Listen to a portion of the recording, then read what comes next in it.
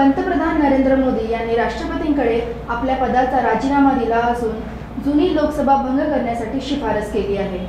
लोकसभा निवडणुकीचे निकाल स्पष्ट झाल्यानंतर आता नवे सरकार स्थापन करण्यासाठीची हालचाली सुरू झाल्या आहेत। त्यासाठी आज संध्याकाळी एनडीएच्या घटक पक्षाची बैठक दिल्लीमध्ये होत आहे। या बैठकीपूर्व पंतप्रधान नरेंद्र मोदी यांनी राष्ट्रपती भवन येथे जात राष्ट्रपती द्रौपदी मुर्मू यांची भेट घेत त्यांच्याकडे आपल्या पदाचा राजीनामा सुपूर्द केला आहे। तसेच जुनी लोकसभा भंग करण्याची शिफारस केली आहे।